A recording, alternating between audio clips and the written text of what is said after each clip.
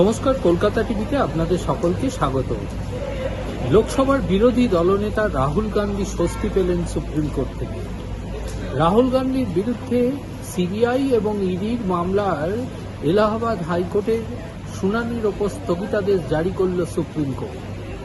Supreme কোর্টে এলাহাবাদ হাইকোর্টের কার্যক্রম স্থগিত রাখার নির্দেশ দিয়েছে।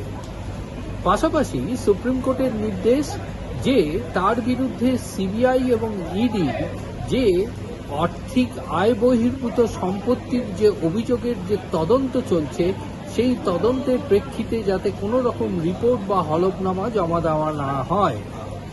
পাশাপাশি এলাহাবাদ হাইকোর্টের শুনানিকেও স্থগিত রাখার নির্দেশ দিয়েছে সুপ্রিম কোর্ট। রাহুল গান্ধীর দায়ের করা আবেদনের প্রেক্ষিতে বিজেপি কর্মী বিঘ্নেশ শিশির, এনফোর্সমেন্ট ডাইরেক্টরেট এবং সিবিডিআর এবং ভারত সরকার প্রত্যেককে এই মামলায় সংযুক্ত হবার কারণে নোটিশ জারির নির্দেশিকা জারি করা হয়েছে। সুপ্রিম কোর্ট এই স্থগিতাদেশ দিতে গিয়ে মন্তব্য করেছে যে এলাহাবাদ হাইকোর্ট যেভাবে এই নির্দেশিকা জারি করেছে তা ন্যায় বিচারের ক্ষেত্রে এবং ন্যায় বিচারের নীতির ক্ষেত্রে তা যে সঙ্গতভাবে মেনে চলা উচিত সেই নিয়ম মেনে করা হয়নি, এমনটাই পর্যবেক্ষণ সুপ্রিম কোর্টের।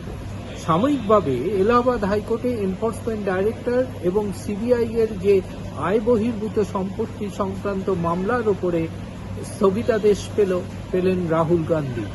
ফলে সাময়িক স্বস্তি পেলেন লোকসভার বিরোধী দলনেতা কংগ্রেস নেতা রাহুল গান্ধী।